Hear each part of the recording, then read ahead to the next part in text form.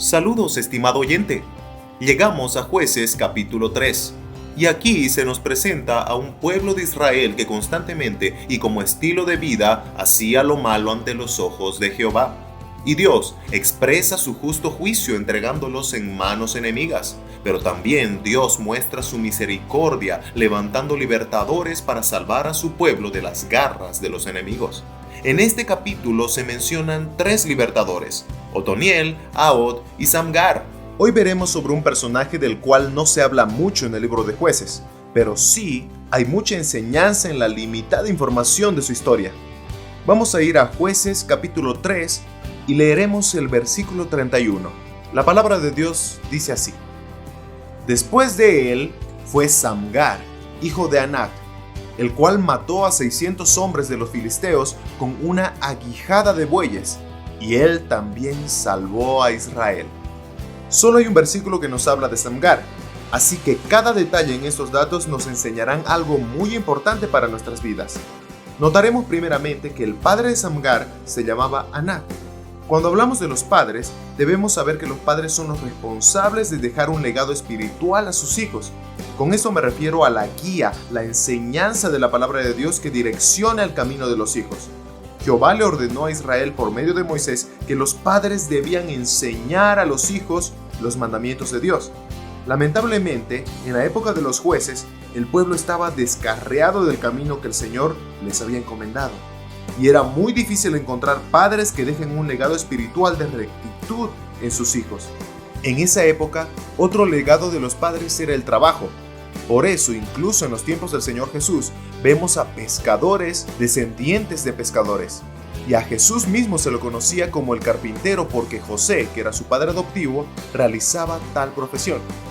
En el libro de Jueces entendemos entonces que Anac era agricultor porque Samgar, su hijo, salió a la batalla con una herramienta de agricultor, la aguijada de bueyes, que no es nada más que una vara de unos 3 metros de largo y que en uno de sus extremos tenía una punta metálica afilada que servía para punzar en los costados de los bueyes en el trabajo de arar la tierra.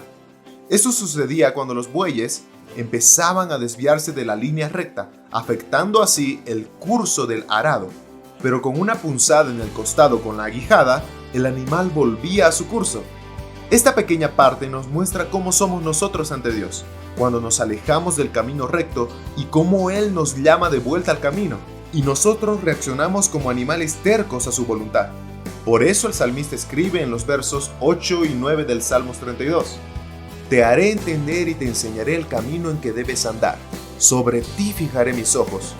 No seáis como el caballo, como el mulo, sin entendimiento, que han de ser sujetados con cabestro y con freno, porque si no, no se acercan a ti.